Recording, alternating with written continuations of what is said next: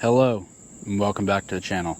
Today we're going to be talking about my Can-Am Defender HD9 XT. This is a 2023 model, and I wanted to give you a short-term review and then also kind of my add-ons I've done to it.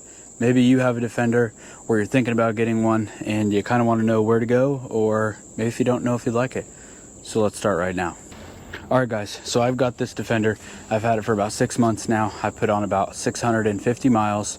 So far, this thing has been great to me. I have used this for trail riding, cruising county roads, hauled firewood with it, check trails, that kind of thing.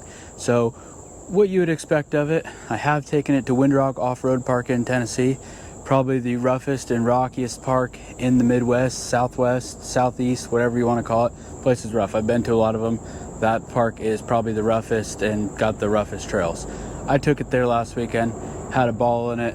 It did pretty good. It's no X3. I wish I was riding my X3 the whole time, but it didn't do too bad.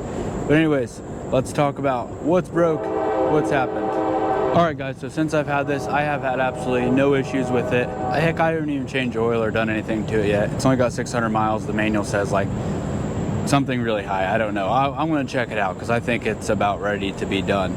Haven't had any issues with it. Like I said, I've used it for what you would expect, just some firewood, riding here and there.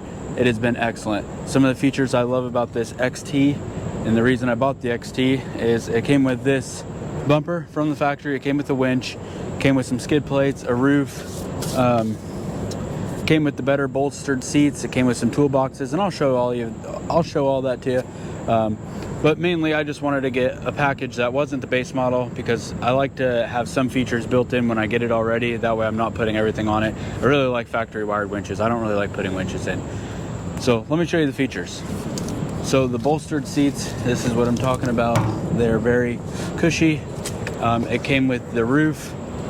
It came with this front fed bumper and winch. It came with skid plates. And I think that's it. Oh, it also comes with this toolbox, which this is really cool. It comes out easily. It comes with a box underneath of the seat.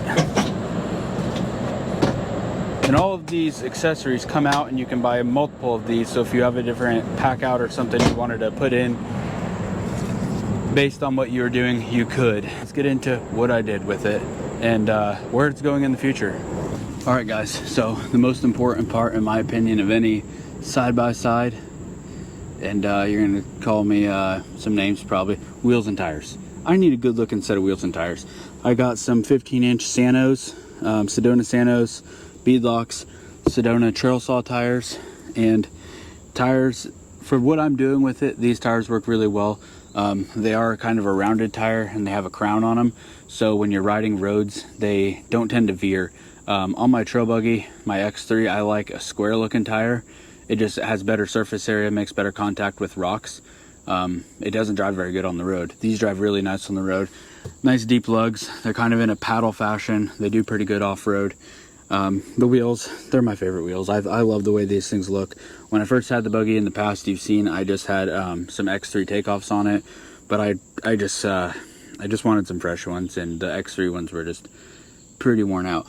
Also, another big thing I did to this thing, and maybe the reason you're watching this video, you're interested in it, I put on the Rough Country Vertex coilover shocks. Now these shocks replace the factory shocks. They were $1,300. It's pretty expensive, I know. But if you want Zebros, or I think Zebros is the only other one that makes it, and I'm not even sure Zebros makes an HD9 shock. I know they make HD10s, but Zebros are like $3,000.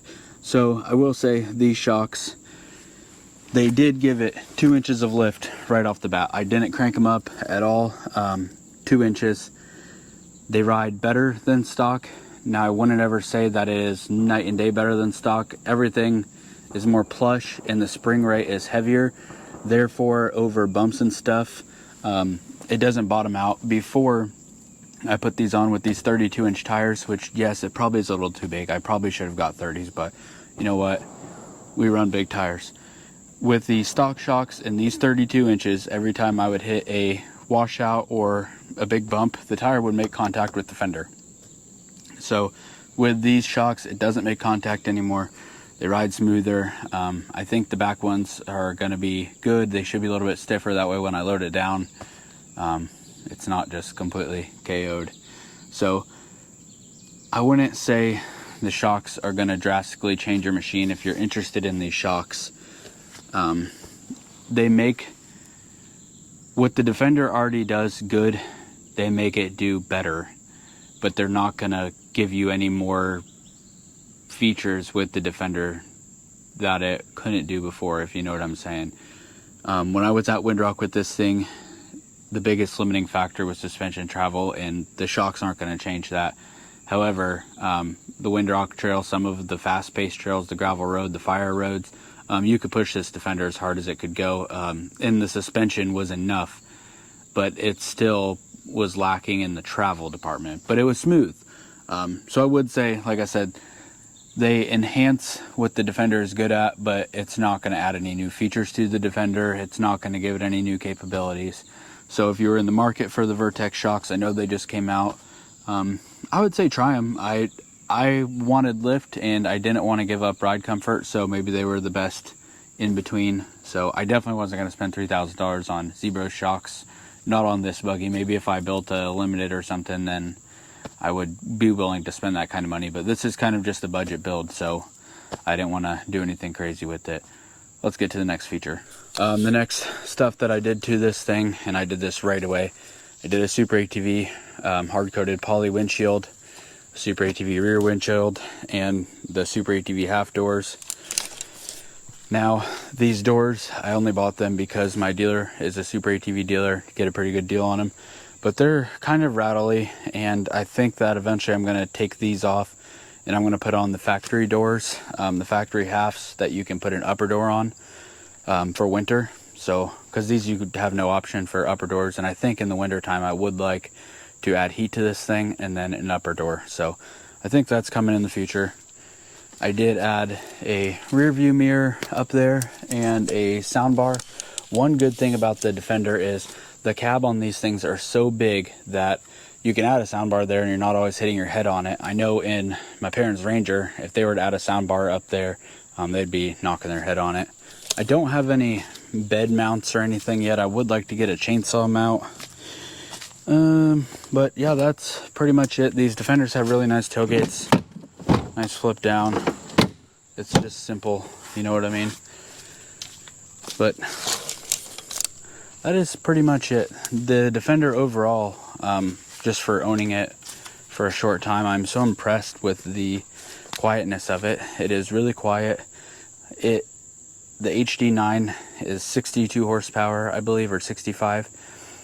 It has plenty of power for the chassis that it's in. I'm used to driving my X3, which is 200 horsepower, and this engine is extremely underpowered compared to it. It just doesn't have the get up, but at the same time, when you're in the trails and stuff, this engine has more than enough power for the chassis. I couldn't imagine 200 horsepower in this chassis, and I couldn't imagine 62 horsepower in the X3 chassis. So plenty of power. This thing is very smooth riding. Even before the shocks, it rode really good. Not like an X3. I'm not going over rocks and stuff that are big and saying it rides smooth. No, like for what I'm doing, it rides smooth. This thing has so much storage. I really like that. It's got cup holders in the center here. The nice storage there. I showed you the toolbox, nice center storage. There's just so much storage and utility in this thing. The bed, it has gas struts that assist the dump, which they work really nice. I've had the bed fully loaded with wood, and I can lift it up and dump it by myself. So I would definitely recommend one of these Defenders. I think they're pretty good, and maybe you should get one. Overall, guys, that will do it. I hope you found this informational. And oh, I didn't add, I also had to do Super ATV front A-arms +2, bring it forward for these tires. I did that right off the bat. I don't know why I didn't say that, but yeah, those things, they're okay. They're not too bad. You know what? Forgetting again. I put S3 tie rods on this thing too.